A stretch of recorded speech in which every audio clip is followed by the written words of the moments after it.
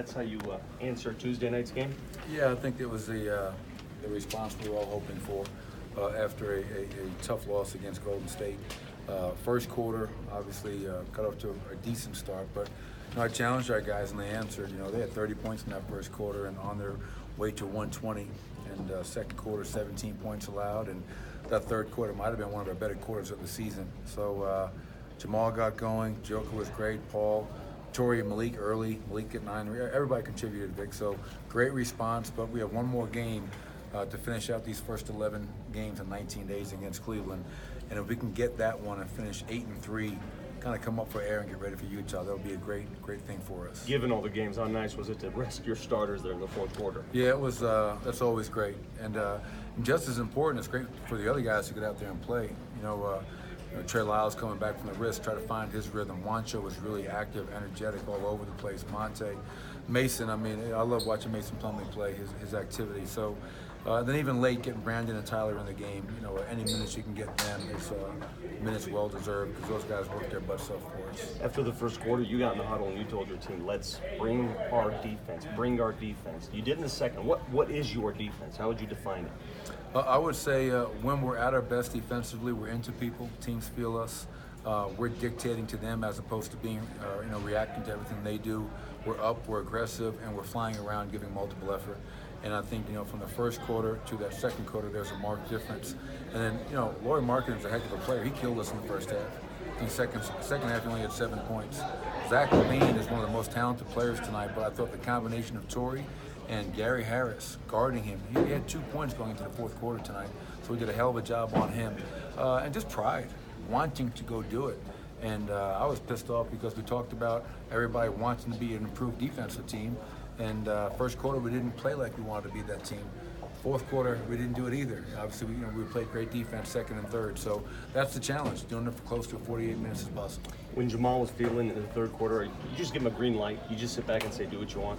Yeah, but you know what I liked? He was getting shots out of the offense. It wasn't just him coming down and jacking. It was actually him. We call a play. He makes a great read. He bumps back, hits a three.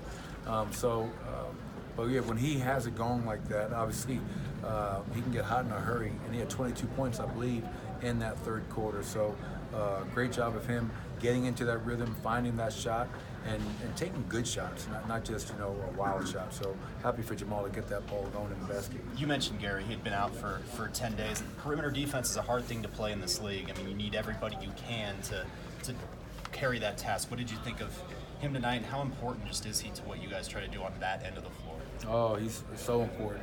Having him back was great. I thought he was terrific. Obviously he had a minute restriction, wanted to keep him around 18 minutes, which was great that we were able to do that.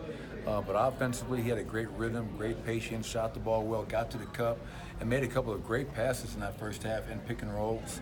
And then defensively, as I mentioned earlier, Nick, I thought Torrey and Gary, their defense on Zach LaVine was phenomenal.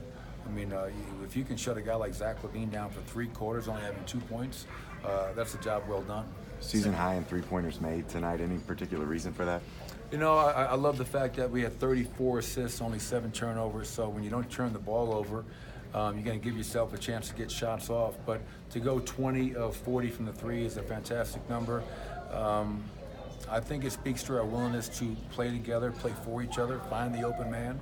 And that's contagious, even though Jamal had it going, Paul had it going, other guys had it going as well, and the ball finds the open man, and it did once again tonight. You guys began your comeback in the first quarter. You're down by 7 when Millsap goes out, puts that put-back dunk. Yeah. And Paul looked different. He looked more athletic tonight. Is his foot coming around? Yeah, I hope so. He did look, he had that bounce, and even driving the ball. He had an extra gear tonight, which was good to see. And then when Paul is active defensively, I thought he did a good job tonight on that end, rebounding, scoring the ball. But a lively Paul Millsap, an active Paul Millsap, is a really effective player. And obviously tonight was another example of that. Second season in a row where Jamal's kind of come out of the gates cold shooting the ball and then really come on in December, January. Is there any reason you can point to why that's been the case? No, and I hope that stops. I love for him to start next season on fire. Let's turn the tables. I don't know what it is. I remember in early December it was, one of you guys had a great stat. At that same point in time, he was shooting the same exact percentage as he was the year before, and we all knew he'd bounce back at some point. rhythm, confidence, whatever it may be. But I'm just happy that he's making shots now. And when he does that, he's just got to make sure he's being disciplined on the defensive end. That's my talk with him all the time. Don't let you being hot offensively take away from you doing your job on defense. And I thought he did a better job tonight playing both ends at a high level. You spoke about Gary a second ago, and I mean, he's been out for so long, but even in his first game back, does he bring just like a calming presence to the floor with him with just how steady he is? Well, I tell you, what a luxury to bring a guy like Gary Harris off the bench.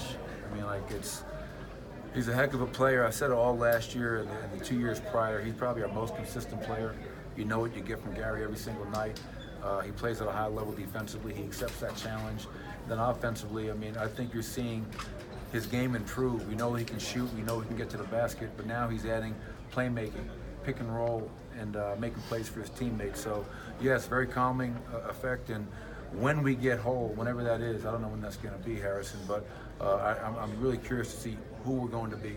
And that's the exciting part about our team. It seems like Nikola Jokic is playing with an edge this year so far, especially since January started. What have you seen differently from him?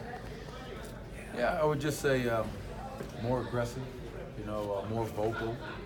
And, I talked to the team before we were on the floor tonight, and I said, we sit here all day long, we give you personnel reports, we give you game plans, we give you this. What are you guys going to give? And I asked Nicole, what are you going to give us tonight? He said, I'm going to be aggressive. I asked Jamal, what are you going to give us tonight? I'm going to play with great effort. And I thought those guys did that, and Nicole has done that for a while now. He's playing aggressive on both ends. I thought he had a couple of great defensive sequences. Offensively, they started double teaming him, he finds the open man. So just an aggressive mindset and being more vocal as a leader is, I think, the biggest difference in Nikola Jokic this season. Thanks, Coach.